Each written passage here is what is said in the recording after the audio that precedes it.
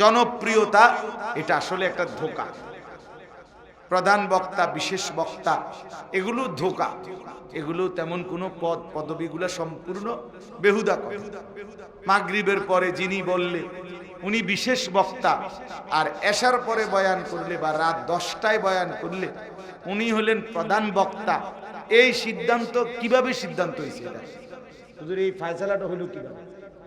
মানে এটা কোরআন, সুন্নাহ, ইজমা, কিয়াসের কিসের ভিত্তিতে যে রাত যত গভীর হয় বক্তার রেট তত বাড়ে, বক্তার মান বাড়ে? এটা কিসের ভিত্তিতে সিদ্ধান্ত হলো? কে ফয়সালা দিল? তাহলে কাজে এটা কোনো কথা না, বুঝেন নাই কথা? এটা কোনো কথা? আল্লাহর কথা যিনি বলেন, যখনই বলেন, ইখলাসের সাথে কোরআন সুন্নাহর কথা আল্লাহর দিকে যিনি ডাকেন তিনিই দামি। আপনার এলাকার ইমাম সাহেব তিনিও দামি, চাঁদের দেশের থেকে যদি হুজুর আসে আল্লাহর কসম তিনিও দামি। এজন্য এটা একটা আমাদের ব্যারাম, আমরা জনপ্রিয়তার ধোঁকায় পড়ি। আল্লাহর ফয়সালা বরং আল্লাহ তাআলা কাউকে 1000 মানুষের সামনে বলায়, কাউকে 10 জনের সামনে বলায়, এটা আল্লাহর ইচ্ছা। আর এখানে 10 জনের সামনে বললে উনি ব্যর্থ, আর 1000 মানুষের সামনে বললে উনি খুব সফল, এটা কে সিদ্ধান্ত দিয়েছে? না, কথাটা ঠিক আছে ভাই, উনি বোঝে নাই তো, বুঝছেন কি না কথা?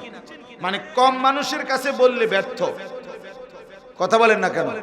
আর বেশি মানুষের কাছে বললে সফল না, আল্লাহ গ্রহণ করলে সফল।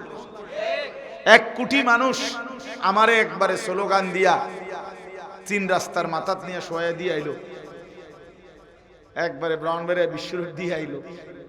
তাই এরপরে আল্লাহ বললেন, আনিস আমি নিলাম না, তোমারে গ্রহণ করলাম না, তো কিসের মর্যাদা? মানুষের এই বাহাবা দিয়ে কি আসবে তখন বলেন? এই জন্য বাপ, এটা কোনো কথা না। বরং আমাদের সমাজে ইদানিং এই একটা বিভেদ, যে স্থানীয় নিজ মসজিদের ইমাম সাহেব, ওলামায়ে কেরাম বয়ান করলে মনোযোগ দেন, ওই আমরার হুজুর, আমরার হুজুরে আসরের পরে কে বলেন হুজুর, এলাকার হুজুর টুজুররা কিছু করি, এমনি ব্যাটকায় এলাকার হুজুর টুজুররা ফাজিল কোথাকার। এটা এলাকার হুজুর বললে এটা একটা কোন রকম হয়ে গেল। আমার একজনে বলতেছে একদিন, হুজুর এলাকার হুজুররা কিছু টুকটাক কিছু কইব টইব। তাই বললাম টুকটাক কি? তার আল্লাহর কথা বুঝি টুকটাক? আল্লাহর কথা ফাইজলামি? হ্যাঁ, আস্তাগফিরুল্লাহ, এটা কোনো কথা হলো? হ্যাঁ, আমরা রুজু মানে আমরা রুজু কিছু জানেন, এটা ঠিক না। বরং সমস্ত উলামায়ে কেরামকে কদর করা উচিত। কদর আমি অনেক সময় বলি, একেবারে দিল থেকে বলতেছি, বেতাকাল্লুফ বললাম। দূরের থেকে হুজুর আনলে বেচারার কপালে 40,000 50,000 টাকা জোটে, তারে আনতে গিয়া হ্যাঁ এতগুলো টাকার দামাদামি মুলামুলি করে আনে, অথচ নিজ মহল্লার ইমাম সাহেব সারা বছর তিনি দোয়া করে 5 ওয়াক্ত নামাজের পরে এই মহল্লাবাসীর কবরবাসীদের জন্য, নিজেদের জন্য দোয়া করে। ওই বেচারার কপালে মাহফিলের দিনও 200টা টাকা জোটে না। এটা জুলুম আর বেইনসাফি ছাড়া আর কিছু হইতে পারে না। এটা অন্যায় মিয়া, এটা অন্যায়, এটা অন্যায়। তোমার মসজিদের হুজুর, তোমার মহল্লার হুজুর বলে তার কোনো কদর নাই? তো যে হুজুর তোমার কাছে আসছে তিনি কোনো মহল্লার না, উনি সান্দের দেশের। আমি তো এই মাত্র সান্দের দেশের থেকে আসছি, ঠিক না? আমার চাচার বাড়ি তো সান্দের দেশ, তাইলে আমিও তো কোনো মহল্লারই, আমি তো কোনো গ্রামেরই, কোনো একটি এলাকারই। এই জন্য বাপ, কদর করা ওলামায়ে কেরামের প্রত্যেকের নসিহত আপনার আন্তরিকতার সাথে শুনবেন। যিনি মনোযোগ দিবেন ইনশাআল্লাহ, আমি বললাম তো, তার জীবন ধীরে ধীরে পরিবর্তন হবে। মনোযোগ না হলে, আল্লাহর কোরআনের প্রতি শতভাগ আগ্রহ না থাকলে কাঙ্ক্ষিত ফলাফল আসবে না। কোরআন শরীফে আছে হযরত মূসা আলাইহিস সালামকে আল্লাহ তাআলা প্রথম যখন তুর পাহাড়ে কথা বলবেন, তখনই আল্লাহ তাআলা শুরুতে বলে নিছেন, ইন্নী আনা রব্বুক ফাখলানা আলাইক, আমি তোমার রব, তুমি তোমার জুতা খুলে ফেলো। প্রশ্ন হলো কেন? তো আল্লাহ নিজেই বলছে আনা আখতারতুকা, আমি তোমাকে নির্বাচিত করেছি। ফাসতামি' লিমা ইউহা, অতএব আমি যা এখন ওয়াহি করব বলবো তা তুমি মনোযোগ দিয়ে শোনো। তাহলে এতে করে বোঝা গেল আল্লাহর ওয়াহি, আল্লাহর কালাম, এই জুতা খুলে শোনা এটা আদব।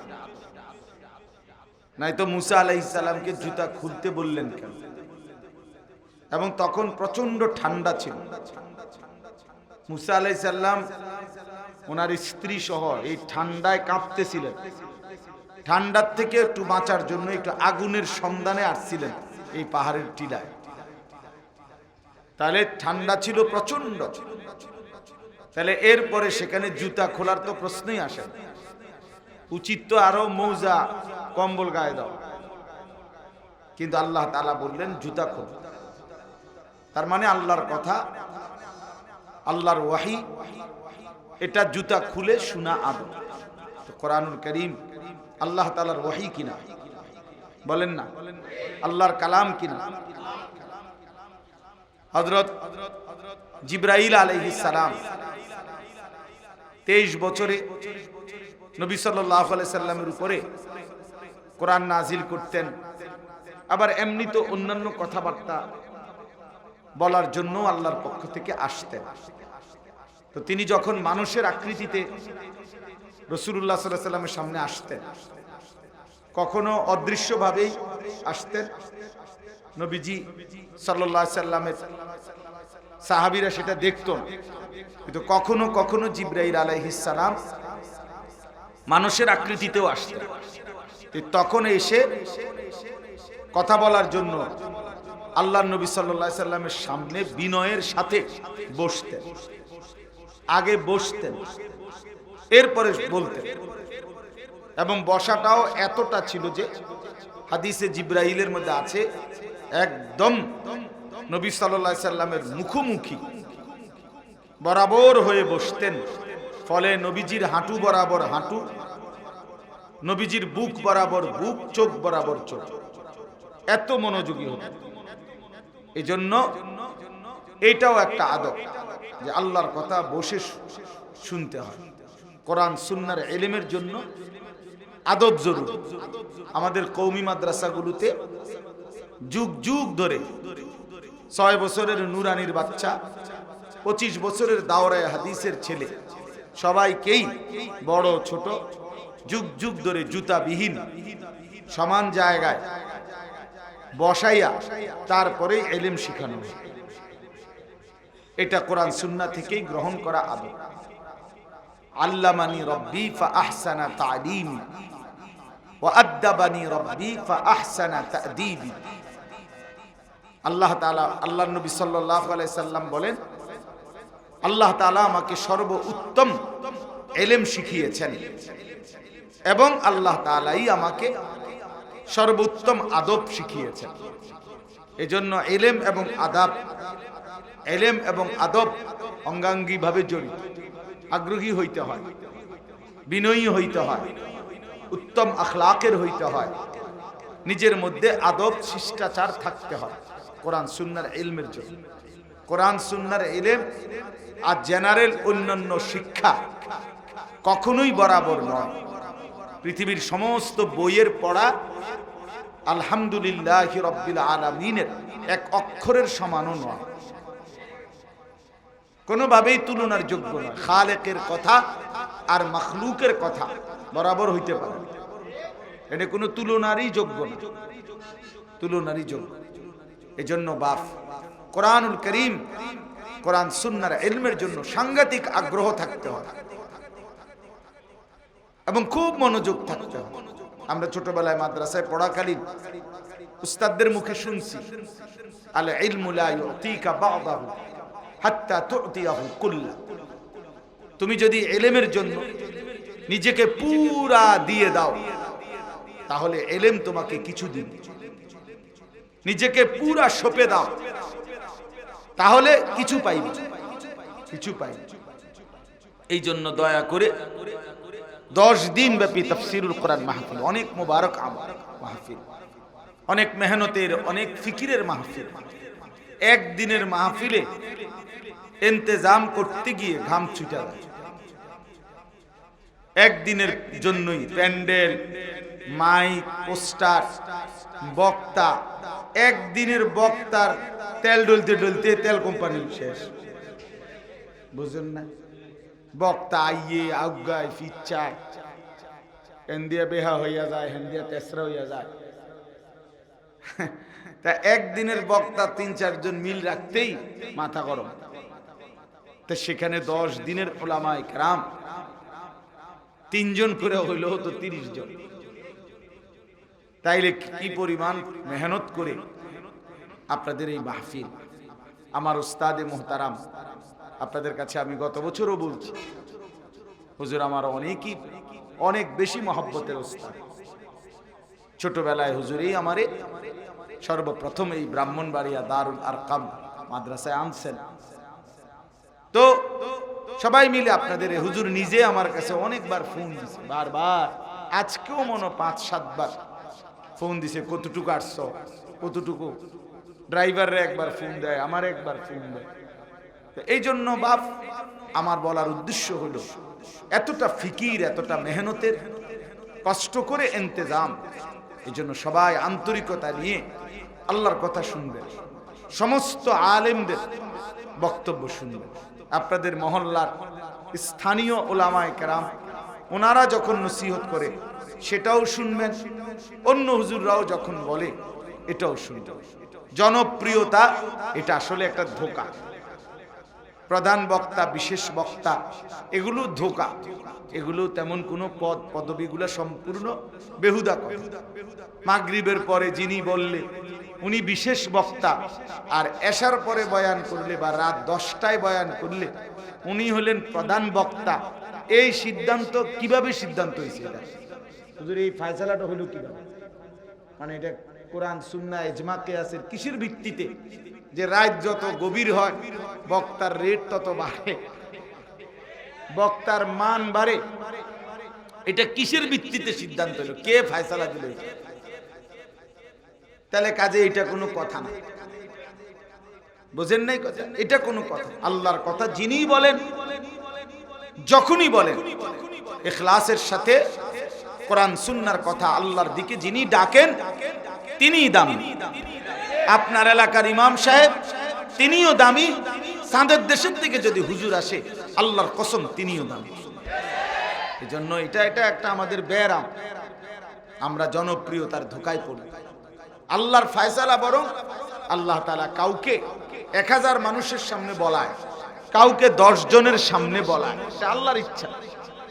আর এখানে 10 জনের সামনে বললে উনি ব্যর্থ, আর 1000 মানুষের সামনে বললে উনি খুব সফল, এটা কে সিদ্ধান্ত দিয়েছে? না, কথাটা ঠিক আছে ভাই, উনি বোঝে নাই তো, বুঝছেন কিনা কথা? মানে কম মানুষের কাছে বললে ব্যর্থ, কথা বলেন না কেন? আর বেশি মানুষের কাছে বললে সফল না, আল্লাহ গ্রহণ করলে সফল। 1 কোটি মানুষ আমারে একবারে স্লোগান দিয়া 3 রাস্তার মাথাত নিয়ে শোয়া দিয়ে আইলো, একবারে ব্রাউনবাড়িয়া বিশ্ব রোড দিয়ে আইলো। তাই এরপরে আল্লাহ বললেন, আনিস আমি নিলাম না, তোমারে গ্রহণ করলাম না। তো কিসের মর্যাদা? মানুষের এই বাহাবা দিয়ে কি আসবে তখন বলেন? এই জন্য বাপ এটা কোনো কথা না, বরং আমাদের সমাজে ইদানিং এই একটা বিভেদ, যে স্থানীয় নিজ মসজিদের ইমাম সাহেব উলামায়ে কেরাম বয়ান করলে মনোযোগ দেন, আমরার হুজুর, আমরার হুজুর। আসরের পরে কে বলেন হুজুর, এলাকার হুজুর টুজুররা কিছু কই এমনি ব্যাটকায়, এলাকার হুজুর টুজুররা ফাজিল কোথাকার। এটা এলাকার হুজুর বললে এটা একটা কোন রকম হয়ে গেছে। আমার একজনে বলতেছে একদিন, হুজুর এলাকার হুজুররা কিছু টুকটাক কিছু কইব টইব। তাই বললাম টুকটাক কি? তার আল্লাহর কথা বুঝি টুকটাক? আল্লাহর কথা ফাইজলামি? হ্যাঁ, আস্তাগফিরুল্লাহ, এটা কোনো কথা হলো?